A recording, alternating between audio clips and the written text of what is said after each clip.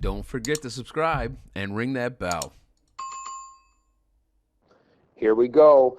The class for Algebra 2 is just about over, and we have that Regents exam coming up. So I have put together a packet, 7 pages front and back, 14 pages total, which are what I consider cliff notes for the year. It's not every single thing, but it's enough of the important stuff that you should review before you go into this final exam. This is part 1. Let's get going. First and foremost, before I begin, make sure you know the day and the time and probably the room number. Get with your teacher and make sure you know where you got to be, when you got to be there. Let's begin with Unit 1 or Module 1, which is functions and quadratics. First off, domain. That's all possible x values or inputs for an equation or a graph. And the range would be all possible y values. All right, so whenever they're asking for domain, those are your x values. Range would be the y values. Right, let's do a little bit of algebra, okay? Inverse. Okay, the inverse function of f would be written like this. F with a little -1 in the exponent position, right in between the f and the x. All right? And it's very simple how we do this. We take our equation and we simply just change our x's to y's and our y's to x's, and then we solve for y again. It's 2 steps. So I hope you know at this point, g of x is the same thing as y. Okay, all I'm doing is I'm substituting my g of x and putting a y in there. Now, I look at my equation, and anytime I see a y, I change it to an x. All right? And likewise, anytime I see an x, I change it to a y.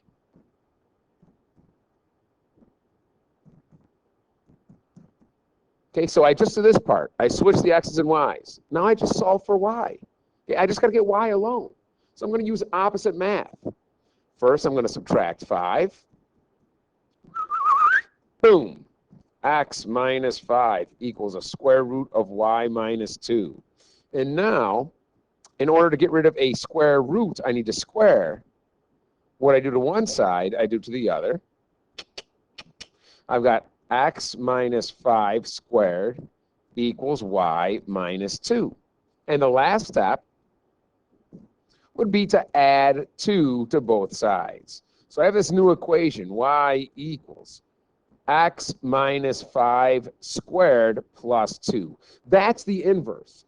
Now, they asked me, if you look up here, for the inverse of g. So I'm just going to rewrite it. Instead of a y, so the inverse of g is x minus 5 squared plus 2, and that's how you find an inverse algebraically.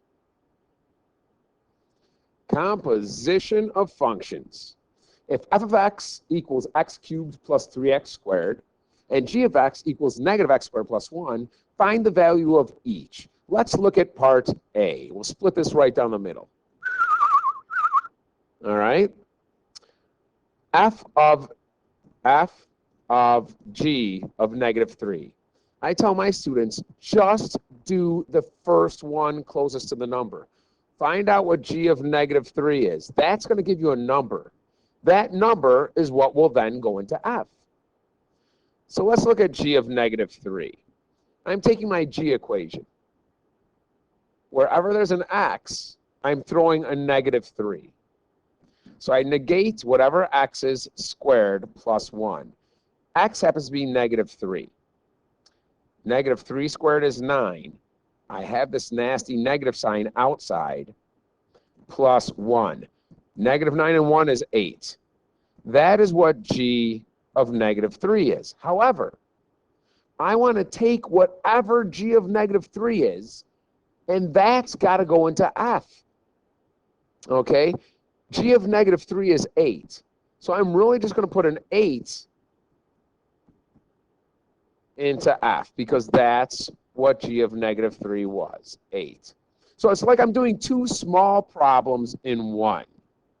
Okay, f is x cubed plus 3x squared.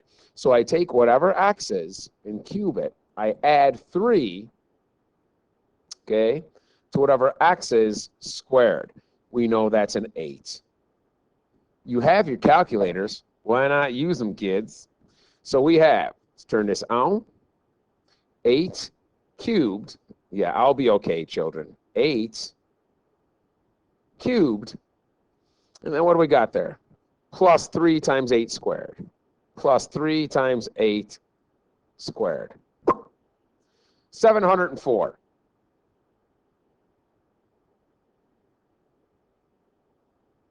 Right? Part B, this is just another way we might see this. This is g of f, g of f of negative 4, okay? I'm taking f of negative 4 first, and I'm going to find that number. That's what's going to go into the g. So let's find f of negative 4. Okay, again, here's my f. Wherever there's an x, I have x cubed plus 3 times x squared. I'm putting a negative 4 in there. This is negative 64 plus, 3 times 16 is 48. Is that negative 16? Well, one place to check it is the calculator. I'm going to put a negative 4 in instead of an 8 this time. Negative 4. And then we got negative 4. Negative 16. Good. So if f of negative 4 is negative 16, that's the number I get. Well, then that's what's going into g. So g of negative 16. Again, I'm going back to my g equation. I'm negating whatever x is squared plus 1. Negative 16 squared is 256. Okay, don't forget, I still got this pesky minus sign. Plus 1. That's negative 255. Yahtzee. Believe it or not, average rate of change is just slope. If you see rate of change anywhere in this exam, wow, that's really just slope. All right? Now, believe it or not, in calculus, this is what we deal with, slope. Now, I know that I'm going to need two coordinates. I'm going to need an x1 and a y1, and I'm going to need an x2 and a y2. Let's see what they give me. Okay, find the average rate of change for f of x equals x minus 2 squared plus 3 on the interval from 0 to 3. First of all, this interval is not a coordinate. That's saying from when x is 0 to when x is 3. We now have our x1 and our x2. So let's go back to our coordinates. Our x1 is 0, and our x2 is 3. Okay? Now, how do I find the y's? Children. F of x is the same thing as y. Okay? So what we're going to do here is, if y, which is this right here, is equal to x minus 2, that quantity squared, plus 3. First, I'm going to throw a 0 in. Okay, 0 minus 2 squared plus 3. That's 4 plus 3, which is 7. That means when x is 0, my y is 7. There's our first coordinate. We do the same exact thing, but this time, y equals x minus 2 squared plus 3. Now I want to see what my y value is when my x is 3. I'm just going to put a 3 in for that x, minus 2 squared, which is 1, plus 3. That's 4. All right. So when x is 3, y is 4. I now have my two coordinates. It would be nice if this board actually responded with the color I chose. Yeah. All right. I have those two coordinates that I still need to use in this right here. So let's set it up, shall we? We have y2 minus y1 over x2 minus x1. And I've created space for a reason. My y2 is 4, because I wanted to write this, minus my y1 is 7. My x2 is 3, minus my x1, which is 0. I'm literally just going to put this in the calculator and hit enter. But I think we're good enough to do this without a calculator. Negative 3 over 3, you would get negative 1. And that's average rate of change, or slope, between 2 points. Let's take a look at what a regents question once looked like involving this. The distance needed to stop a car after applying the brakes varies directly with the square of the car's speed. It sounds complicated. The table below shows stopping distances for various speeds. Okay, here we go. Speeds. Stopping distances. If you didn't know, we now have x's and y's. Okay? Determine the average rate of change. Okay, I know that's this thing right here. In braking distance, in feet per miles per hour, between one car traveling at 50 miles per hour and one car traveling at 70. If I look on my table, here's 50, here's 70. It looks like I have an x1 and an x2, which means I have the corresponding y2 and y1. I'm literally putting those in. 306.25, that's y2, minus 156.25, that's my y1, over 70, which is my x2, minus 50, which is my x1. Why dilly-dally, kids? Dilly-dally, it's a fun thing to say. Just put it right in the calculator. I'm actually going to use, oh, that was fancy. I'm actually going to use alpha y equals enter and create a fraction and put 306.25 minus 156.25 in the top, all over 70 minus 50. I'm going to hit enter and get 7.5. All right, 7.5. In case you couldn't see it, there it is, 7.5. This tells you it's in feet per miles per hour, okay? Feet per miles per hour. It doesn't tell you need the label. This is fine. All right, so there you go. Determine the average rate of change in braking distance between one car traveling 50 and another one traveling 70. 7.5 feet per miles per hour. This really isn't too much to go over. If you have a function and you're adding a number inside the parentheses, okay, that means it's going to move left whatever that number is. Okay, so if this number happened to be a 2, I would be moving left 2. All right. If I'm subtracting the number in the parentheses, then I'm moving to the right that number. So if this happened to be a minus 3, I would be moving to the right 3. If I'm adding a number outside of the parentheses or function, then it moves up that number. If I'm subtracting a number outside of the parentheses or the function, then I'm moving down that number, whatever it is. And last but not least, if you have a negative sign in front of the entire function, the graph is going to be reflected over the x-axis. Right?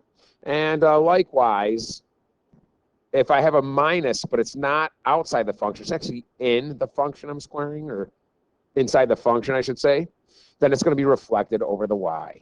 You have a graphing calculator, so you should be able to graph anything that they give you. These are just little tidbits to remember, and you might not even need to use them. Quadratic regressions are common on the calculator. Any type of regressions. Specifically, I'm going to use quadratic regression. In your calculator, you go to Stat, Edit, okay? You type your X values into your L1 column, and you type your Y values into your L2 column. After that, you go to Stat, then Calc, and then you pick quadratic regression, which is one of the choices. If they ask you for an exponential regression, you pick exponential regression. They will tell you the type of regression they want, and that's the one you would choose. All right? A study compared the speed in miles per hour and the average fuel efficiency in miles per gallon of cars. The results are shown in the table below. Find a quadratic regression. To model this data, round your answers to the nearest thousandth. That is 3 decimal places. So what I have in front of me here are my X's are always on the top of the table, and the Y's are always on the bottom. That means these values are going into column L1, and these values are going into column L2. All right? So let's come up with that equation or regression right now. I'm going to go to Stat, Edit. See how choice 1 is already highlighted? So there it is, Edit. And in my L1, I'm going to put in these, oh my God, there's a lot. Starting with 15, going up by 5s until I get to 65. 15, 20, 25, 30, 35, 40, 45, 50, 55, 60, 65. That is a lot. Typically, I don't think they'd have that many. But here we go. So for the L2s, we need to put the corresponding Y value for that X. So on my table where X was 15,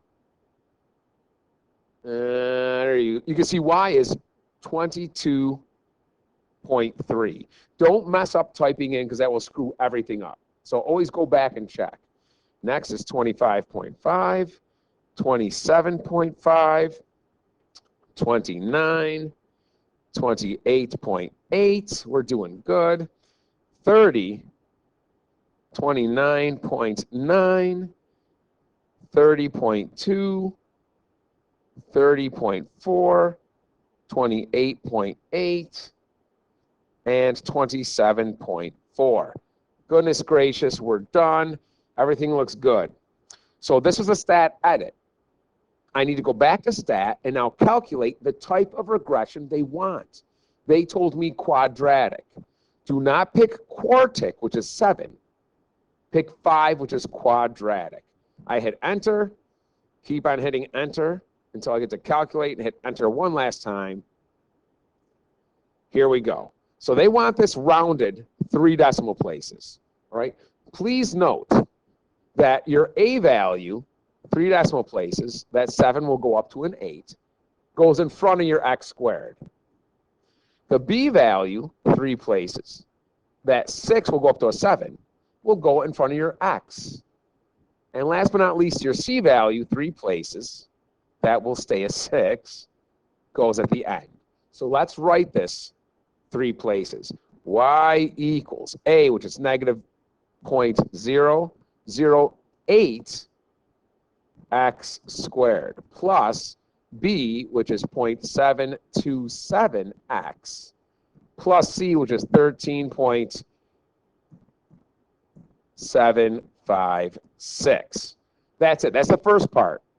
Now, the second part here says, using this regression, using this thing right here, what miles per gallon would come from a speed of 72 miles per hour? It says per hours.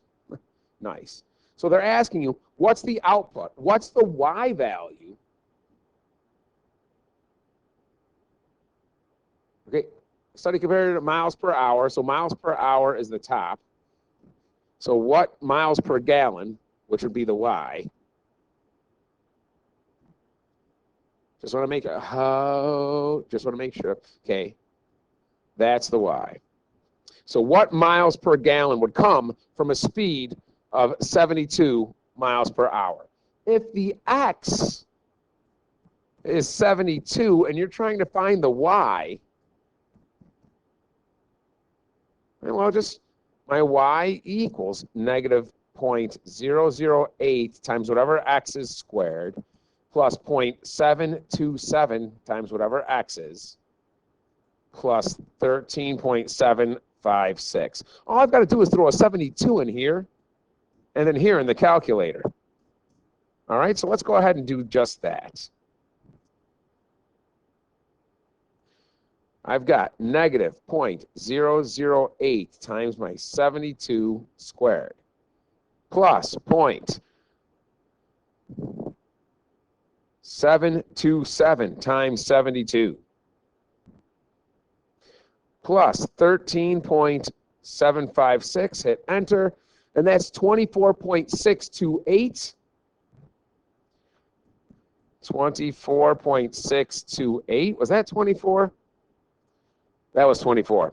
Now look at all of their outputs only go, if I look here in the y's, they're only one decimal. So I'm going to round this one decimal. This is fine, but we'll say 24.6. Woo, that was some work. Don't forget to subscribe and ring that bell.